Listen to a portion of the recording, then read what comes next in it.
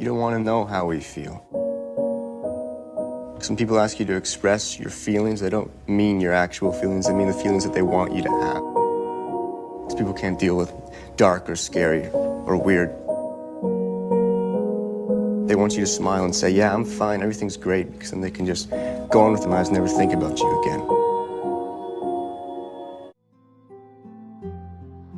I lived on the streets and I was homeless for about 4.5 years, and that was a real struggle. I lived there in all kinds of weather conditions and all kinds of different living environments that aren't good and healthy for people. And I was doing so many drugs and in so much alcohol, I found myself drowning. I was like, I'm gonna die out here. And I called one of them up and I said, I'm ready.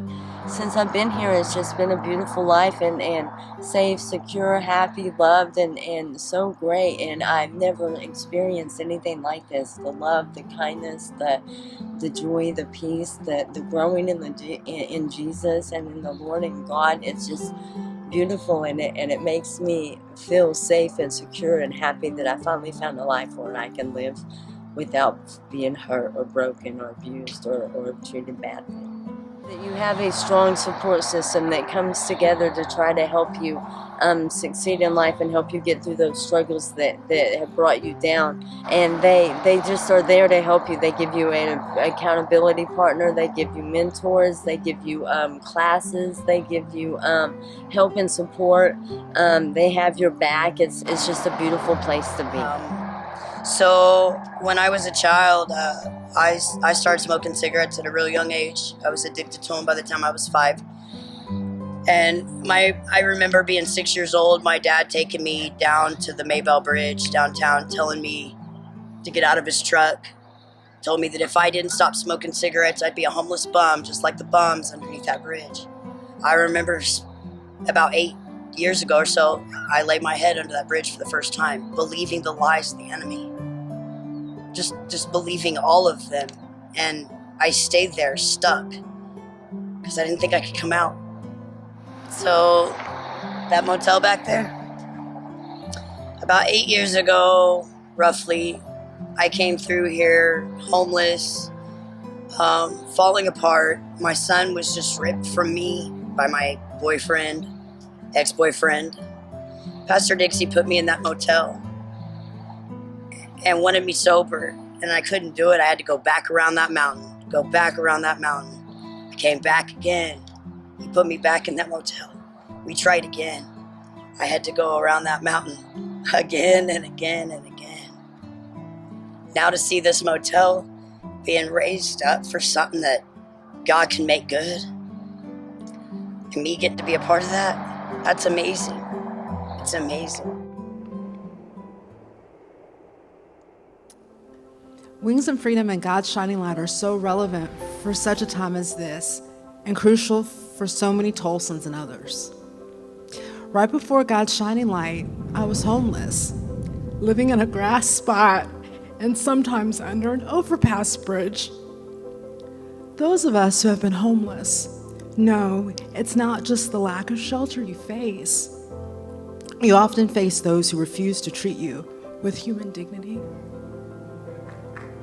In my case, in the case of so many others, you also face threats to your freedom, safety, and independence. There are lessons of humility, patience, and obedience I would not have learned any other way.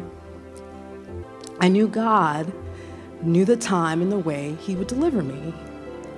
We can't deliver ourselves. We don't have to know how or when it'll happen. We just need to trust God for His deliverance. Wings of Freedom.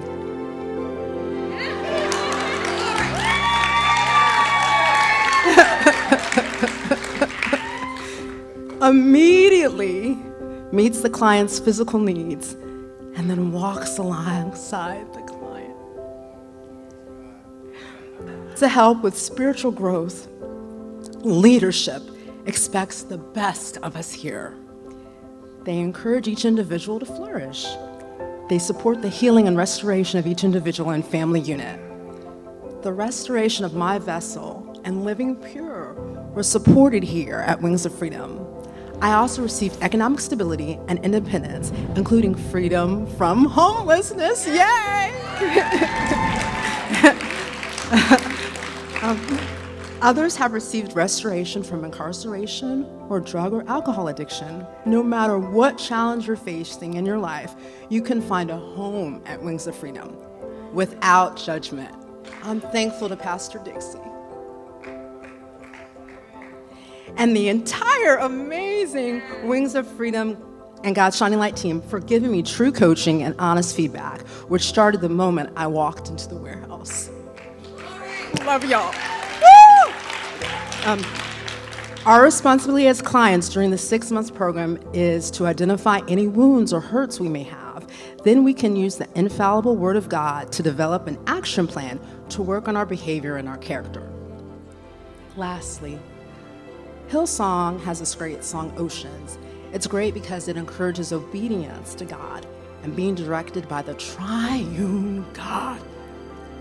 Let's together stand strong in our faith, guided by Christ, no matter what.